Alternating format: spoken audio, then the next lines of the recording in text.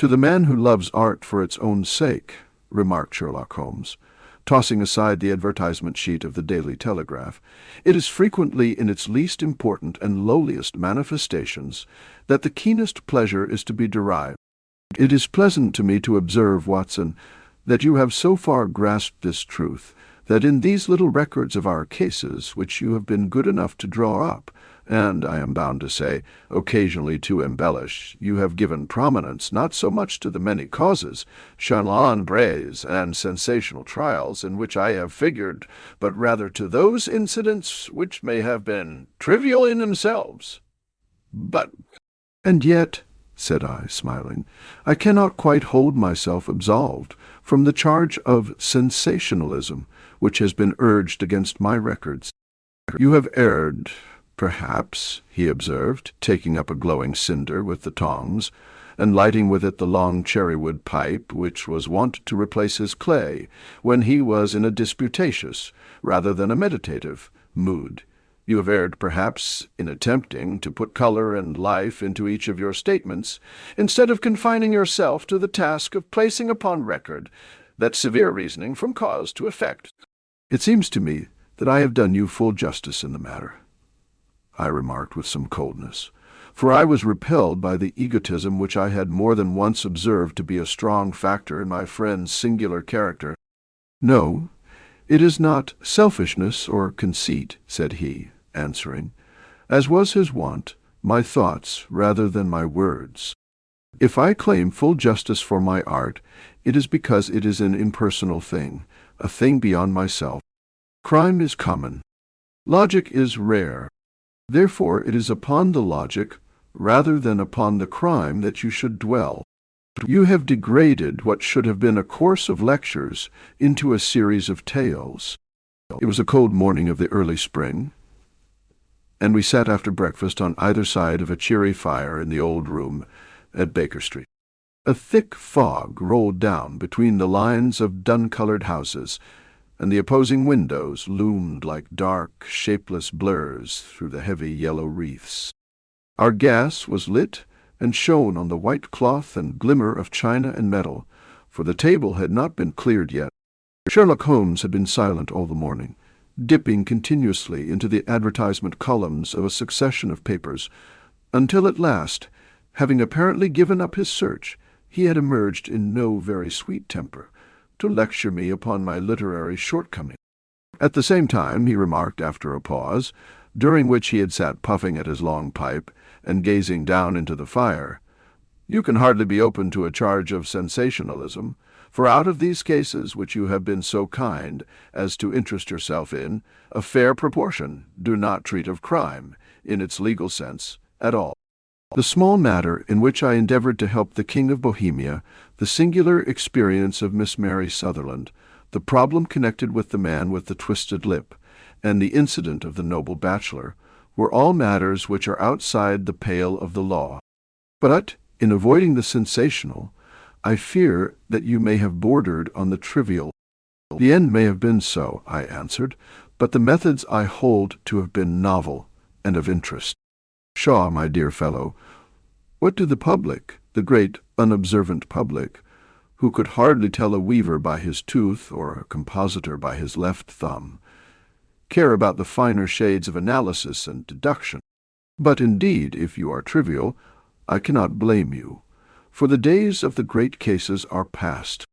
Man, or at least criminal man, has lost all enterprise and originality. As to my own little practice, it seems to be degenerating into an agency for recovering lost lead pencils and giving advice to young ladies from boarding schools. I think that I have touched bottom at last, however. This note I had this morning marks my 0 point, I fancy. Read it." He tossed a crumpled letter across to me. It was dated from Montague Place upon the preceding evening, and ran thus: "Dear Mr. Holmes, I am very anxious to consult you as to whether I should or should not accept a situation which has been offered to me as governess. I shall call at 10:30 tomorrow if I do not inconvenience you. Yours faithfully, Violet Hunter." "Do you know the young lady?" I asked. "Not I. It is "10 now." "Yes, and I have no doubt that is her ring. It may turn out to be of more interest than you think. You remember that the affair of the blue carbuncle, which appeared to be a mere whim at first, developed into a serious investigation. It may be so in this case also. Well, let us hope so. But our doubts will very soon be solved, for here, unless I am much mistaken, is the person in question." As he spoke, the door opened, and a young lady entered the room. She was plainly but neatly dressed, with a bright, quick face, freckled like a plover's egg, and with the brisk manner of a woman who has had her own way to make in the world. "You will excuse my troubling you, I'm sure," said she, as my companion rose to greet her, "but I have had a very strange experience, and as I have no parents or relations of any sort from whom I could ask advice, I thought that perhaps you would be kind enough to tell me what I should do." "Pray take a seat, Miss Hunter. I shall be happy to do anything that I can to serve you." I could see that Holmes was favorably impressed by the manner and speech of his new client. He looked her over in his searching fashion, and then composed himself, with his lids drooping and his fingertips together, to listen to her story. "I have been a governess for 5 years," said she, "in the family of Colonel Spence Munro, but 2 months ago the colonel received an appointment at Halifax, in Nova Scotia, and took his children over to America with him, so that I found myself without a situation. I advertised and I answered advertisements, but without success. At last the little money which I had saved began to run short, and I was at my wits' end as to what I should do. There is a well-known agency for governesses in the West End called Westaway's, and there I used to call about once a week in order to see whether anything had turned up which might suit me. Westaway was the name of the founder of the business, but it is really managed by Miss Stoper. She sits in her own little office, and the ladies who are seeking employment wait in an anteroom, and are then shown in one by one, when she consults her ledgers and sees whether she has anything which would suit them. Well, when I called last week I was shown into the little office as usual, but I found that Miss Stoper was not alone. A prodigiously stout man with a very smiling face, and a great heavy chin which rolled down in fold upon fold over his throat, sat at her elbow with a pair of glasses on his nose, looking very earnestly at the ladies who entered. As I came in, he gave quite a jump in his chair, and turned quickly to Miss Stoper. "That will do," said he. Could not ask for anything better." "Capital! Capital!" He seemed quite enthusiastic, and rubbed his hands together in the most genial fashion. He was such a comfortable-looking man that it was quite a pleasure to look at him. "You are looking for a situation, miss?" he asked. Yes, sir." "Of the harness." Yes, sir." "And what salary do you ask?" "I had £1 a month in my last place with Colonel Spence Munro." "Tut, tut, sweating, rank sweating," he cried, throwing his fat hands out into the air like a man who is in a boiling passion. How could anyone offer so pitiful a sum to a lady with such attractions and accomplishments?" "My accomplishments, sir, may be less than you imagine," said I. "A little French, a little German, music and drawing." "Tut, tut," he cried. "This is all quite beside the question. The point is, have you or have you not the bearing and deportment of a lady?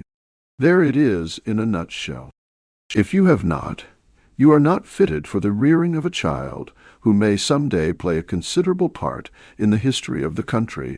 But if you have, why then, how could any gentleman ask you to condescend to accept anything under the 3 figures? Your salary with me, madam, would commence at £100 a year. You may imagine, Mr. Holmes, that to me, destitute as I was, such an offer seemed almost too good to be true. The gentleman, however, seeing perhaps the look of incredulity upon my face, opened a pocket-book and took out a note. "It's also my custom," said he, smiling in the most pleasant fashion until his eyes were just two little shining slits amid the white creases of his face. "Otto advanced to my young ladies half their salary beforehand, so that they may meet any little expenses of their journey and their wardrobe. It seemed to me that I had never met so fascinating and so thoughtful a man. As I was already in debt to my tradesmen, the advance was a great convenience, and yet there was something unnatural about the whole transaction which made me wish to know a little more before I quite committed myself. "May I ask where you live, sir?" said I. "Oh, Hampshire. Charming rural place. The Copper Beeches, 5 miles on the far side of Winchester. It is the most lovely country, my dear young lady, and the dearest old country house. On my duties, sir, I should be glad to know what they would be." "Fame, child." "One dear little romper just 6 years old. Oh, if you could see him killing cockroaches with a slipper. Smack, smack, smack! 3 gone before you could wink." He leaned back in his chair and laughed his eyes into his head again. I was a little startled at the nature of the child's amusement, but the father's laughter made me think that perhaps he was joking. "On me sole duties, then?" I asked. To take charge of a single child." No, not the soul, not the soul, my dear young lady," he cried. Your duty would be, as I am sure your good sense would suggest, to obey any little commands my wife might give, provided always that they were such commands as a lady might with propriety obey. You see no difficulty, I should be happy to make myself useful." Quite so. In dress now, for example.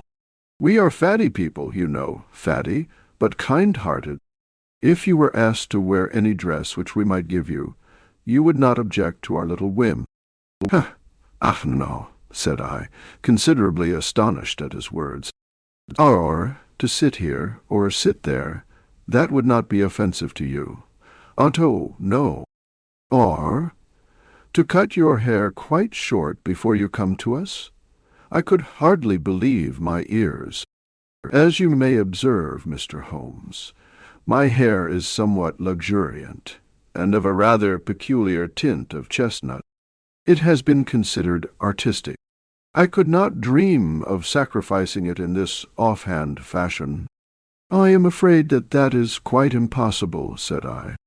He had been watching me eagerly out of his small eyes, and I could see a shadow pass over his face as I spoke. "I am afraid that it is quite essential," said he. "It's a little fancy of my wife's, and ladies' fancies, you know, madam. Ladies' fancies must be consulted. And so you won't cut your hair?" No, sir, I really could not," I answered firmly. Very well.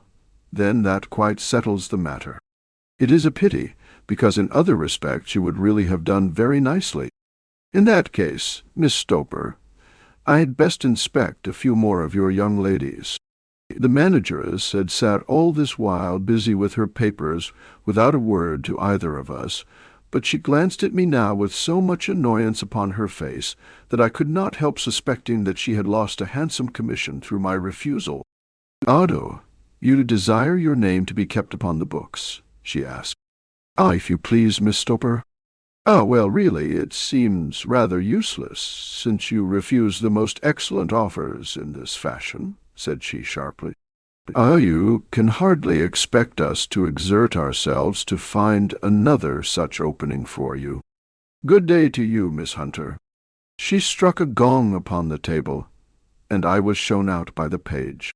Well, Mr. Holmes, when I got back to my lodgings and found little enough in the cupboard and 2 or 3 bills upon the table, I began to ask myself whether I had not done a very foolish thing.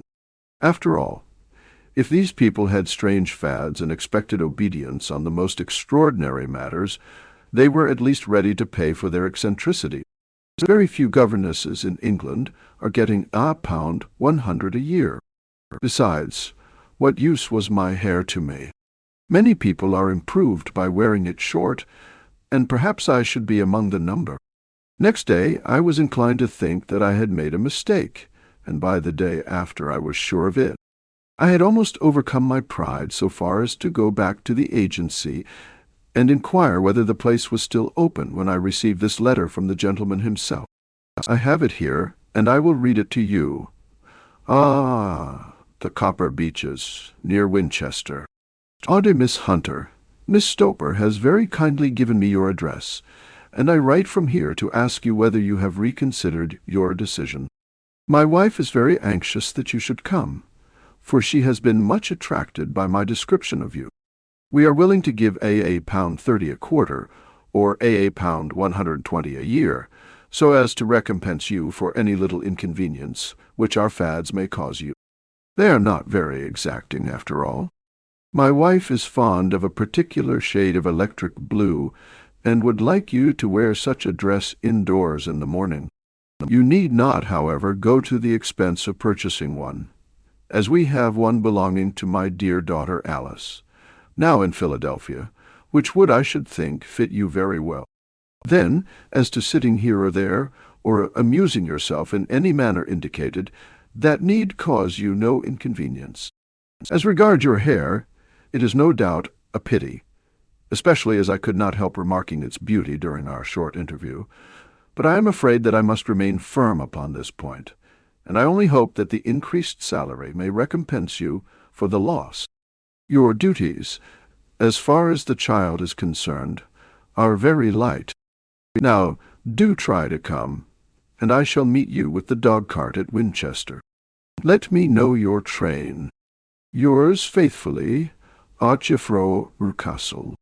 That is the letter which I have just received, Mr. Holmes, and my mind is made up that I will accept it. I thought, however, that before taking the final step, I should like to submit the whole matter to your consideration.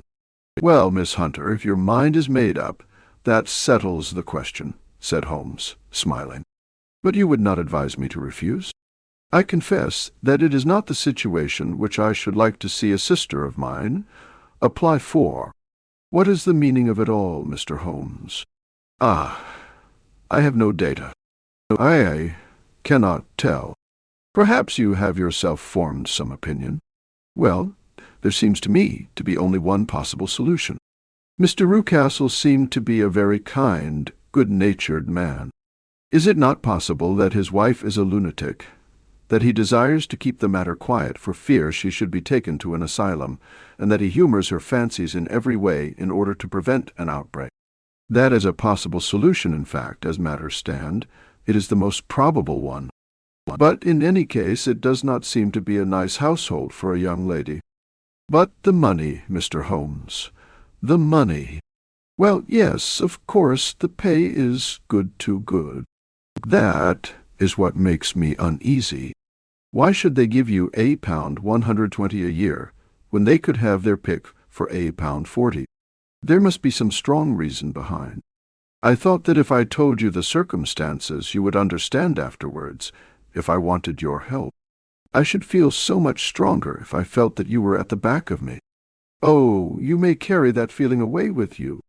I assure you that your little problem promises to be the most interesting which has come my way for some months. There is something distinctly novel about some of the features. If you should find yourself in doubt, or in danger, what danger do you foresee? Holmes shook his head gravely. It would cease to be a danger if we could define it, said he. But at any time, day or night, a telegram would bring me down to your help. That is enough. She rose briskly from her chair with the anxiety all swept from her face. I shall go down to Hampshire quite easy in my mind now. I shall write to Mr. Rucastle at once, sacrifice my poor hair tonight, and start for Winchester tomorrow. With a few grateful words to Holmes, she bade us both good night, and bustled off upon her way. At least, said I, as we heard her quick, firm steps descending the stairs, she seems to be a young lady who is very well able to take care of herself. And she would need to be, said Holmes gravely. I am much mistaken if we do not hear from her before many days are past. It was not very long before my friend's prediction was fulfilled. A fortnight went by, during which I frequently found my thoughts turning in her direction and wondering what strange side-alley of human experience this lonely woman had strayed into. The unusual salary, the curious conditions, the light duties, all pointed to something abnormal, though whether a fad or a plot, or whether the man were a philanthropist or a villain, it was quite beyond my powers to determine. As to Holmes, I observed that he sat frequently for half an hour on end, with knitted brows and an abstracted air, but he swept the matter away with a wave of his hand when I mentioned it. "Data, data, data," he cried impatiently. "I can't make bricks without clay." And yet he would always wind up by muttering that no sister of his should ever have accepted such a situation. The telegram which we eventually received came late one night, just as I was thinking of turning in, and Holmes was settling down to one of those all-night chemical researches which he frequently indulged in. When I would leave him stooping over a retort and a test tube at night, and find him in the same position when I came down to breakfast in the morning, he opened the yellow envelope, and then, glancing at the message, threw it across to me. "Just look up the trains in Bradshaw," said he, and turned back to his chemical studies. The summons was a brief and urgent one. "Please be at the Black Swan Hotel at Winchester at midday tomorrow," it said. "Do come. I am at my wits' end, Hunter." "Will you come with me?" asked Holmes, glancing up. "I should wish to." "Just look it up, then." "There is a train at 9:30, said I, glancing over my Bradshaw. "It is due at Winchester at 11:30. "That will do very nicely. Then perhaps I had better postpone my analysis of the acetones, as we may need to be at our best in the morning." By 11 o'clock the next day we were well upon our way to the old English capital. Holmes had been buried in the morning papers all the way down, but after we had passed the Hampshire border, he threw them down and began to admire the scenery. It was an ideal spring day, a light blue sky, flecked with little fleecy white clouds drifting across from west to east. The sun was shining very brightly, and yet there was an exhilarating nip in the air, which set an edge to a man's energy. All over the countryside, away to the rolling hills around Aldershot, the little red and grey roofs of the farmsteadings peeped out from amid the light green of the new foliage. "Are they not fresh and beautiful?" I cried with all the enthusiasm of a man fresh from the fogs of Baker Street. But Holmes shook his head gravely. "Do you know, Watson," said he, "that it is one of the curses of a mind with a turn like mine that I must look at everything with reference to my own special subject. You look at these scattered houses, and you are impressed by their beauty. I look at them, and the only thought which comes to me is a feeling of their isolation, and of the impunity with which crime may be committed there." "Good heavens!" I cried. "Who would associate crime with these dear old homesteads? They always fill me with a certain horror.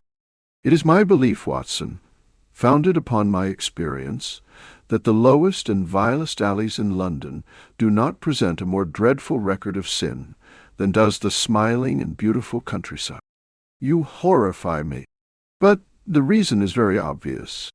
The pressure of public opinion can do in the town what the law cannot accomplish. There is no lane so vile that the scream of a tortured child or the thud of a drunkard's blow does not beget sympathy and indignation among the neighbors, and then the whole machinery of justice is ever so close that a word of complaint can set it going, and there is but a step between the crime and the dock. But look at these lonely houses, each in its own fields, filled for the most part with poor ignorant folk who know little of the law.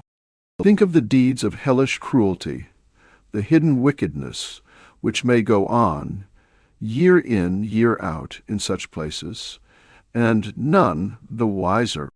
Had this lady, who appeals to us for help, gone to live in Winchester, I should never have had a fear for her. It is the 5 miles of country which makes the danger. Still, it is clear that she is not personally threatened. No, If she can come to Winchester to meet us, she can get away. Quite so. She has her freedom. What can be the matter, then? Can you suggest no explanation? I have devised 7 separate explanations, each of which would cover the facts as far as we know them. But which of these is correct can only be determined by the fresh information which we shall no doubt find waiting for us. Well, there is the tower of the cathedral, and we shall soon learn all that Miss Hunter has to tell. The Black Swan is an inn of repute in the High Street, at no distance from the station, and there we found a young lady waiting for us. She had engaged a sitting-room, and our lunch awaited us upon the table.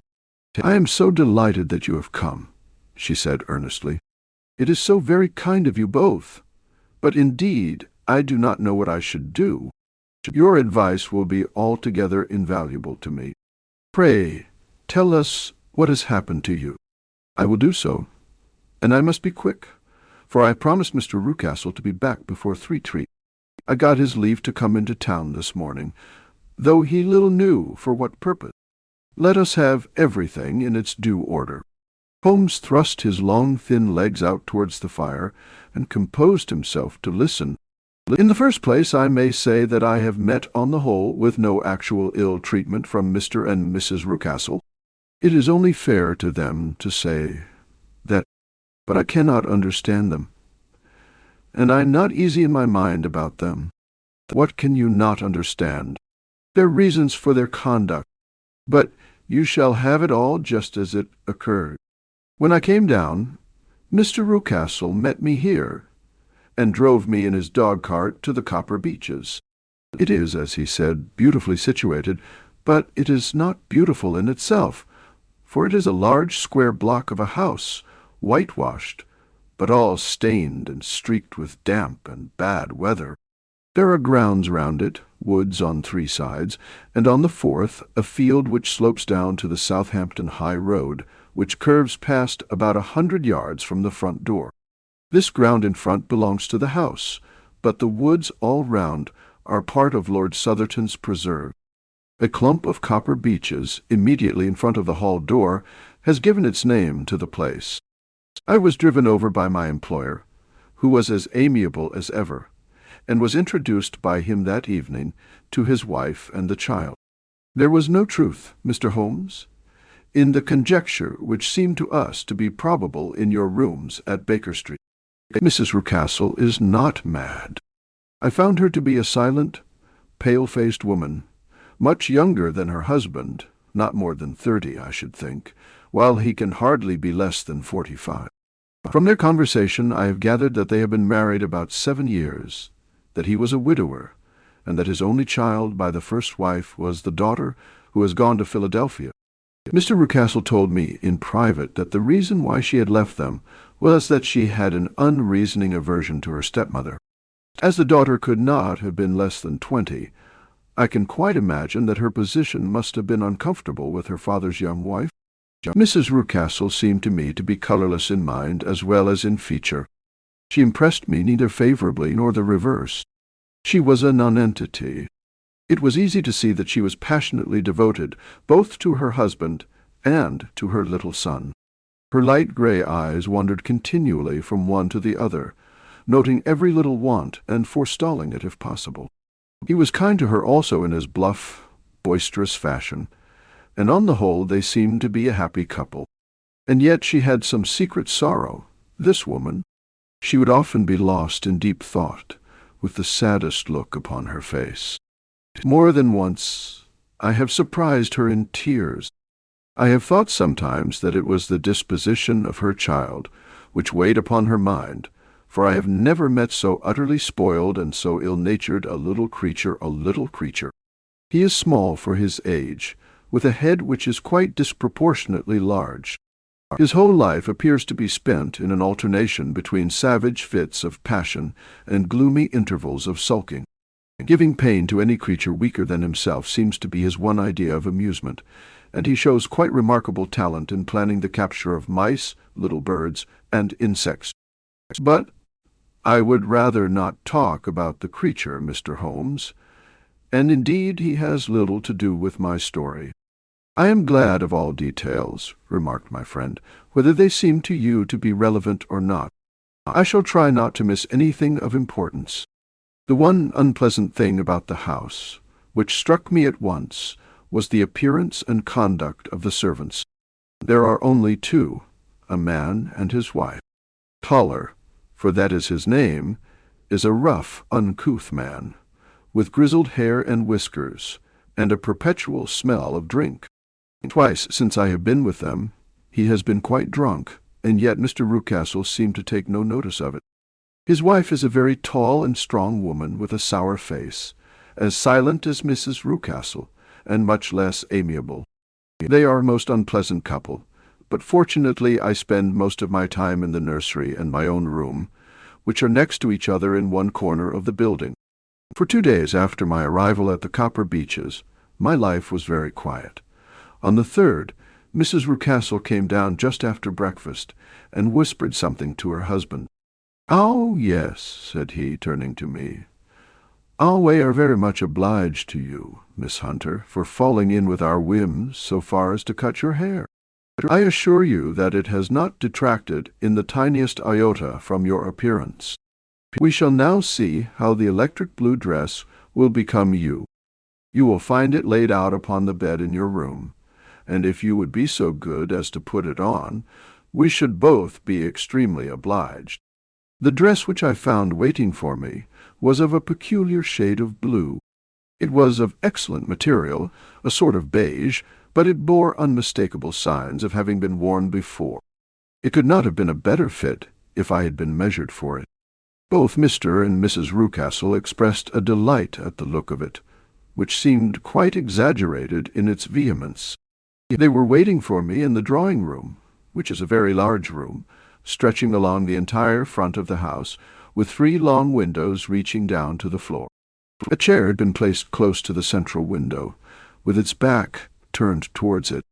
In this I was asked to sit, and then Mr. Rucastle, walking up and down on the other side of the room, began to tell me a series of the funniest stories that I have ever listened to. You cannot imagine how comical he was, and I laughed until I was quite weary. Mrs. Rucastle, however, who has evidently no sense of humor, never so much as smiled, but sat with her hands in her lap, and a sad, anxious look upon her face. After an hour or so, Mr. Rucastle suddenly remarked that it was time to commence the duties of the day, and that I might change my dress and go to little Edward in the nursery. 2 days later, this same performance was gone through, under exactly similar circumstances. Again I changed my dress, again I sat in the window, and again I laughed very heartily at the funny stories of which my employer had an immense repertoire, and which he told inimitably. Then he handed me a yellow-backed novel, and moving my chair a little sideways, that my own shadow might not fall upon the page, he begged me to read aloud to him. I read for about 10 minutes, beginning in the heart of a chapter, and then suddenly, in the middle of a sentence, he ordered me to cease and to change my dress. You can easily imagine, Mr. Holmes, how curious I became as to what the meaning of this extraordinary performance could possibly be. They were always very careful, I observed, to turn my face away from the window, so that I became consumed with the desire to see what was going on behind my back. At first it seemed to be impossible, but I soon devised a means. My hand mirror had been broken, so a happy thought seized me, and I concealed a piece of the glass in my handkerchief. On the next occasion, in the midst of my laughter, I put my handkerchief up to my eyes and was able, with a little management, to see all that there was behind me. I confess that I was disappointed. There was nothing. At least that was my first impression. At the second glance, however, I perceived that there was a man standing in the Southampton Road, a small bearded man in a grey suit, who seemed to be looking in my direction. The road is an important highway, and there are usually people there. This man, however, was leaning against the railings which bordered our field, and was looking earnestly up. I lowered my handkerchief and glanced at Mrs. Rucastle to find her eyes fixed upon me with a most searching gaze. She said nothing, but I am convinced that she had divined that I had a mirror in my hand, and had seen what was behind me. She rose at once. "Adjafro," said she. "Ah, there is an impertinent fellow upon the road there who stares up at Miss Hunter." "Ah, no friend of yours, Miss Hunter?" he asked. "Ah, no, I know no one in these parts, sir." "Ah, dear me! How very impertinent! Kindly turn round and motion to him to go away. Ah, surely it would be better to take no notice." "Ah, no, no, we should have him loitering here always." "Kindly turn round and wave him away like that." I did as I was told, and at the same instant Mrs. Rucastle drew down the blind. That was a week ago, and from that time I have not sat again in the window, nor have I worn the blue dress, nor seen the man in the road. "Pray continue," said Holmes. "Your narrative promises to be a most interesting one. You will find it rather disconnected, I fear, and there may prove to be little relation between the different incidents of which I speak. On the very first day that I was at the Copper Beeches, Mr. Rucastle took me to a small outhouse which stands near the kitchen door.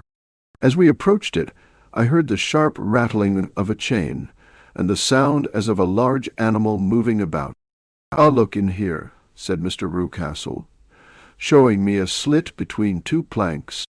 "Eyes, he not a beauty?" I looked through, and was conscious of two glowing eyes, and of a vague figure huddled up in the darkness. "Ah, don't be frightened," said my employer, laughing at the start which I had given. "Ah, it's only Carlo, my mastiff. I call him mine. But really old Toller, my groom, is the only man who can do anything with him. We feed him once a day, and not too much then, so that he is always as keen as mustard. Toller lets him loose every night, and God help the trespasser whom he lays his fangs upon. For goodness' sake, don't you ever on any pretext set your foot over the threshold at night, for it's as much as your life is worth." The warning was no idle one, for 2 nights later I happened to look out of my bedroom window about 2 o'clock in the morning. It was a beautiful moonlight night, and the lawn in front of the house was silvered over and almost as bright as day. I was standing, wrapped in the peaceful beauty of the scene, when I was aware that something was moving under the shadow of the Copper Beeches. As it emerged into the moonshine, I saw what it was. It was a giant dog as large as a calf, tawny-tinted, with hanging jowl, black muzzle, and huge projecting bone. It walked slowly across the lawn and vanished into the shadow upon the other side. That dreadful sentinel sent a chill to my heart which I do not think that any burglar could have done. And now I have a very strange experience to tell you. I had, as you know, cut off my hair in London, and I'd placed it in a great coil at the bottom of my trunk. One evening, after the child was in bed, I began to amuse myself by examining the furniture of my room and by rearranging my own little things. There was an old chest of drawers in the room, the 2 upper ones empty and open, the lower one locked. I had filled the first 2 with my linen, and as I had still much to pack away, I was naturally annoyed at not having the use of the 3rd drawer. It struck me that it might have been fastened by a mere oversight, so I took out my bunch of keys and tried to open. The very first key fitted to perfection, and I drew the drawer open. There was only one thing in it, but I am sure that you would never guess what it was. It was my coil of hair. I took it up and examined it. It was of the same peculiar tint and the same thickness. But then the impossibility of the thing obtruded itself upon me. How could my hair have been locked in the drawer? With trembling hands I undid my trunk, turned out the contents, and drew from the bottom my own hair. I laid the 2 tresses together, and I assure you that they were identical. Was it not extraordinary? Puzzle as I would, I could make nothing at all of what it meant.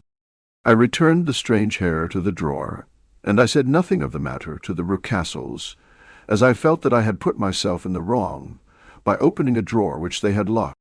I am naturally observant, as you may have remarked, Mr. Holmes, and I soon had a pretty good plan of the whole house in my head.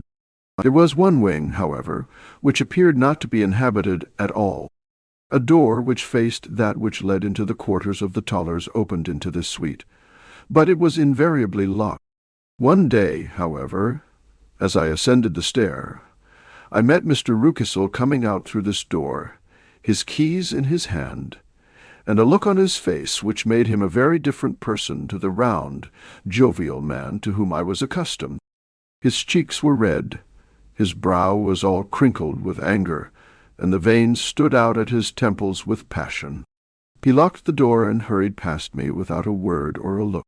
This aroused my curiosity, so when I went out for a walk in the grounds with my charge, I strolled round to the side from which I could see the windows of this part of the house. There were 4 of them in a row, 3 of which were simply dirty, while the 4th was shuttered up. They were evidently all deserted. As I strolled up and down, glancing at them occasionally, Mr. Rucastle came out to me, looking as merry and jovial as ever.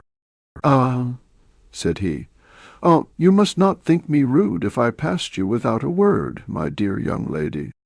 I was preoccupied with business matters." I assured him that I was not offended. "By the way," said I, "you seem to have quite a suite of spare rooms up there, and one of them has the shutters up." He looked surprised and, as it seemed to me, a little startled at my remark. "Photography is one of my hobbies," said he. "I have made my dark room up there.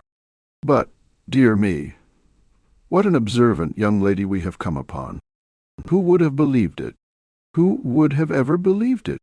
He spoke in a jesting tone, but there was no jest in his eyes as he looked at me. I read suspicion there and annoyance, but no jest. "Well, Mr. Holmes, from the moment that I understood that there was something about that suite of rooms which I was not to know, I was all on fire to go over them. It was not mere curiosity, though I have my share of that. It was more a feeling of duty, a feeling that some good might come from my penetrating to this place. They talk of woman's instinct. Perhaps it was woman's instinct which gave me that feeling. At any rate, it was there, and I was keenly on the lookout for any chance to pass the forbidden door. It was only yesterday that the chance came. I may tell you that, besides Mr. Rucastle, both Toller and his wife find something to do in these deserted rooms, and I once saw him carrying a large black linen bag with him through the door. Recently he has been drinking hard, and yesterday evening he was very drunk, and when I came upstairs there was the key in the door. I have no doubt at all that he had left it there. Mr. and Mrs. Rucastle were both downstairs, and the child was with them, so that I had an admirable opportunity.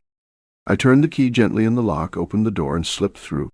There was a little passage in front of me, unpapered and uncarpeted, which turned at a right angle at the farther end. Round this corner were 3 doors in a line, the first and third of which were open.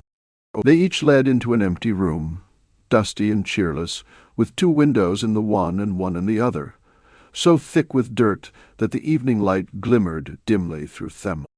The center door was closed, and across the outside of it had been fastened one of the broad bars of an iron bed, padlocked at one end to a ring in the wall, and fastened at the other with stout cord.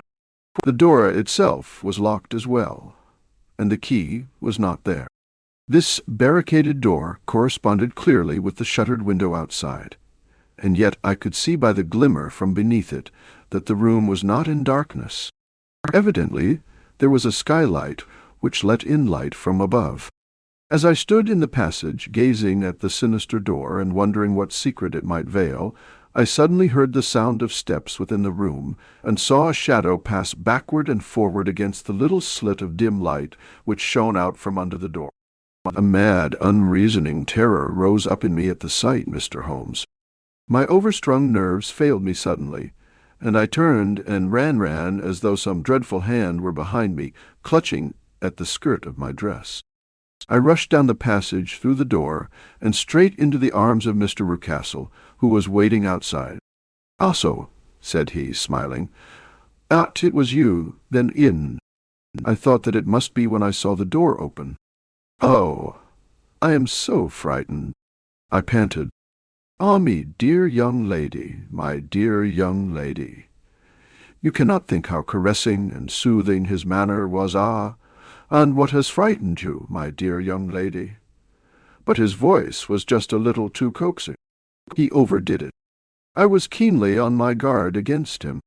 I was foolish enough to go into the empty wing, I answered. But it is so lonely and eerie in this dim light that I was frightened and ran out again.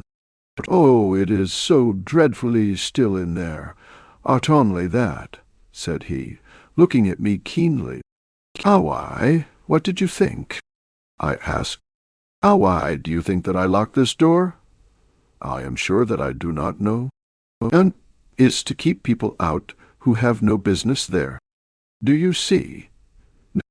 He was still smiling in the most amiable manner. I am sure if I had known and know, then you know now.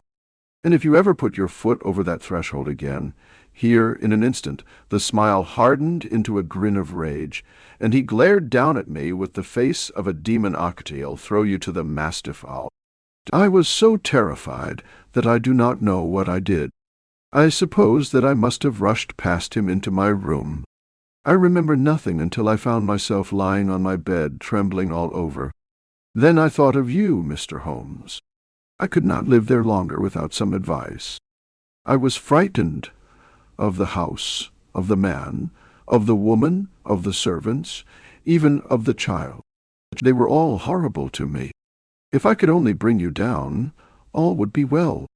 Of course I might have fled from the house, but my curiosity was almost as strong as my fears. My mind was soon made up. I would send you a wire.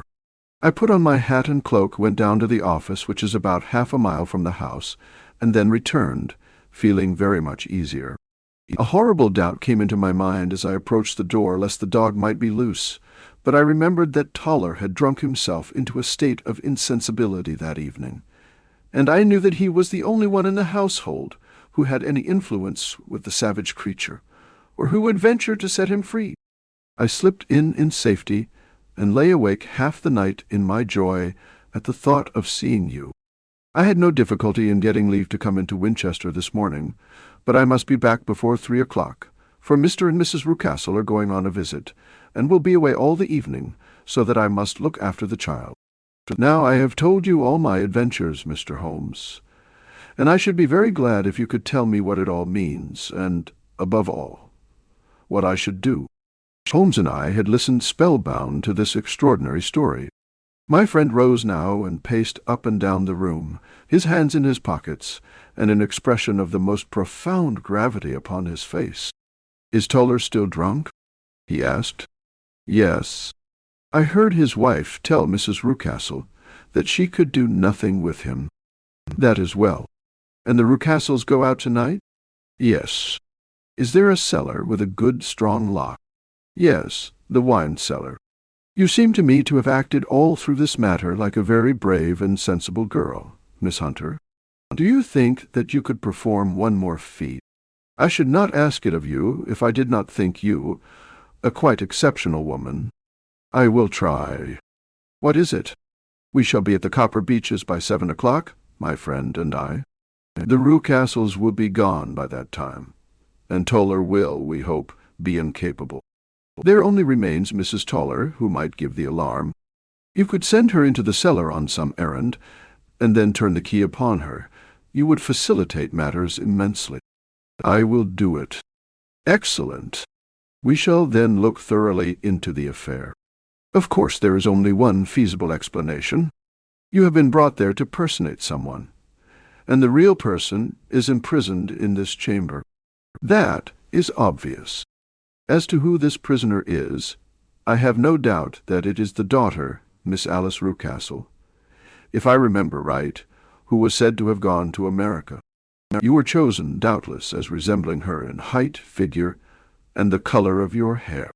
Hers had been cut off, very possibly in some illness through which she has passed, and so, of course, yours had to be sacrificed also.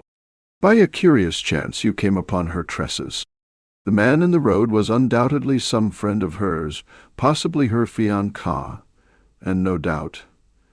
As you wore the girl's dress, and were so like her, he was convinced from your laughter, whenever he saw you, and afterwards from your gesture, that Miss Rucastle was perfectly happy, and that she no longer desired his attention.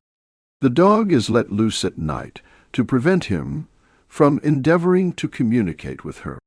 So much is fairly clear. The most serious point in the case is the disposition of the child. What on earth has that to do with it? I ejaculated. My dear Watson, you as a medical man are continually gaining light as to the tendencies of a child by the study of the parents. Don't you see that the converse is equally valid? I have frequently gained my first real insight into the character of parents by studying their children. This child's disposition is abnormally cruel, merely for cruelty's sake, and whether he derives this from his smiling father, as I should suspect, or from his mother, it bodes evil for the poor girl who is in their power. I am sure that you are right, Mr. Holmes, cried our clientele. 1,000 things come back to me which make me certain that you have hit it. Oh, let us lose not an instant in bringing help to this poor creature. We must be circumspect, for we are dealing with a very cunning man. We can do nothing until 7 o'clock. At that hour we shall be with you, and it will not be long before we solve the mystery. We were as good as our word, for it was just 7 when we reached the Copper Beeches, having put up our trap at a wayside public-house.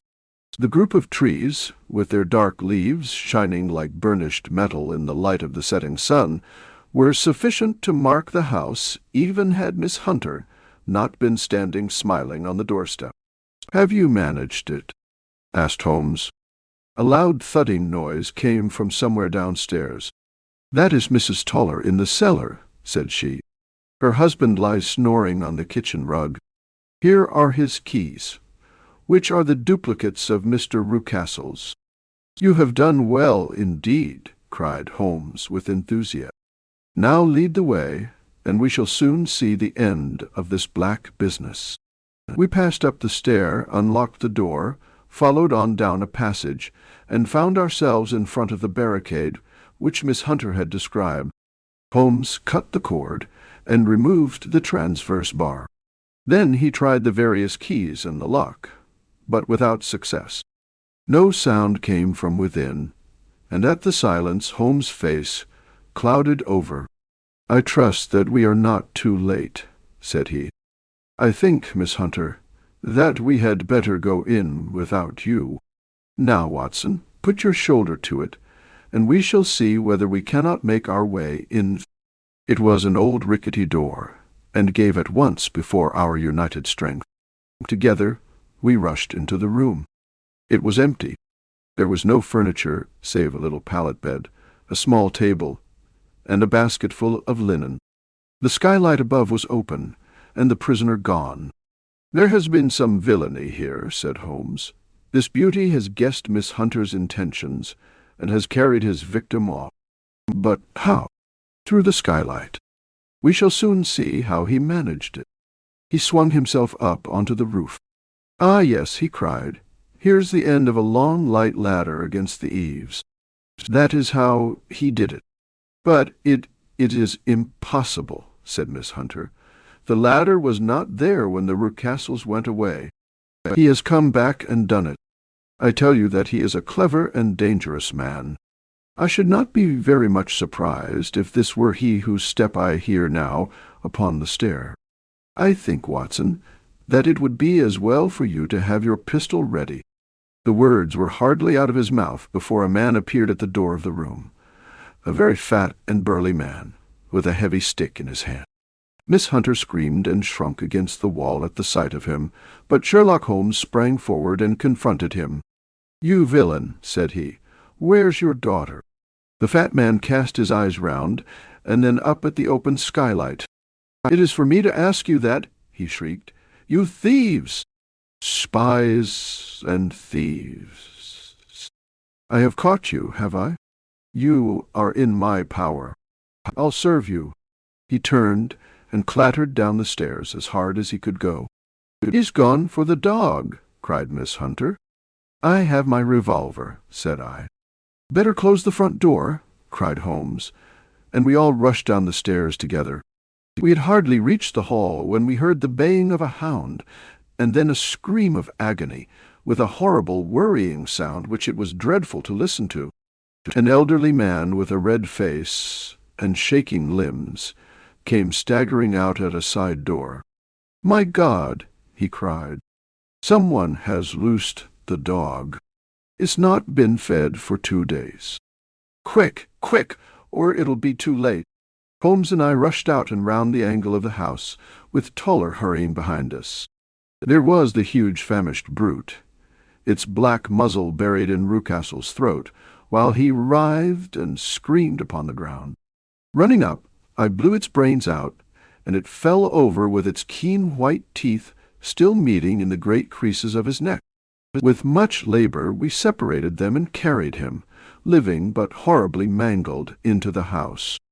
We laid him upon the drawing-room sofa, and having dispatched the sobered Toller to bear the news to his wife, I did what I could to relieve his pain. We were all assembled round him when the door opened, and a tall, gaunt woman entered the room. "Mrs. Toller," cried Miss Hunter. "Yes, Mr. Rucastle let me out when he came back before he went up to you." "Ah, miss, it is a pity you didn't let me know what you were planning, for I would have told you that your pains were wasted." "Ha!" said Holmes, looking keenly at her. "It is clear that Mrs. Toller knows more about this matter than anyone else." "Yes, sir, I do, and I am ready enough to tell what I know." "Then, pray, sit down and let us hear it, for there are several points on which I must confess that I am still in the dark." "I will soon make it clear to you," said she, "and I'd have done so before now if I could have got out from the cellar.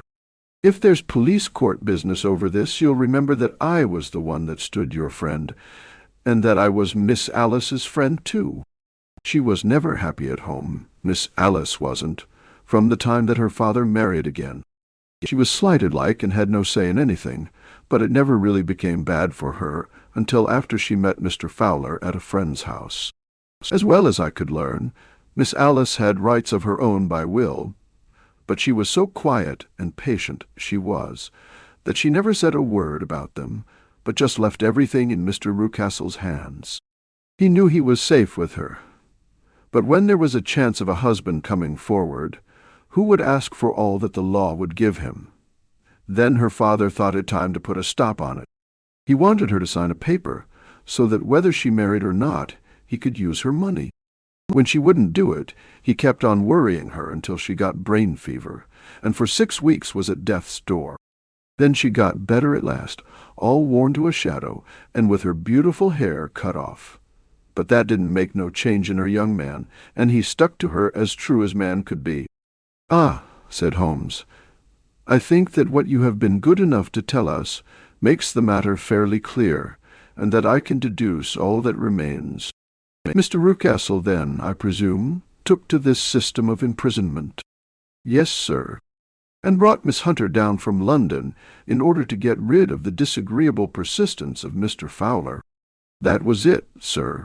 But Mr. Fowler, being a persevering man, as a good seaman should be, blockaded the house, and having met you, succeeded by certain arguments, metallic or otherwise, in convincing you that your interests were the same as his." "Mr. Fowler was a very kind-spoken, free-handed gentleman," said Mrs. Toller serenely, "and in this way he managed that your good man should have no want of drink, and that a ladder should be ready at the moment when your master had gone out. You have it, sir, just as it happened." "I am sure we owe you an apology, Mrs. Toller," said Holmes, "for you have certainly cleared up everything which puzzled us. And here comes the country surgeon and Mrs. Rucastle. So I think, Watson, that we had best escort Miss Hunter back to Winchester, as it seems to me that our locus standi now is rather a questionable one." And thus was solved the mystery of the sinister house with the Copper Beeches in front of the door. Mr. Rucastle survived, but was always a broken man, kept alive solely through the care of his devoted wife. They still live with their old servants, who probably know so much of Rucastle's past life that he finds it difficult to part from them.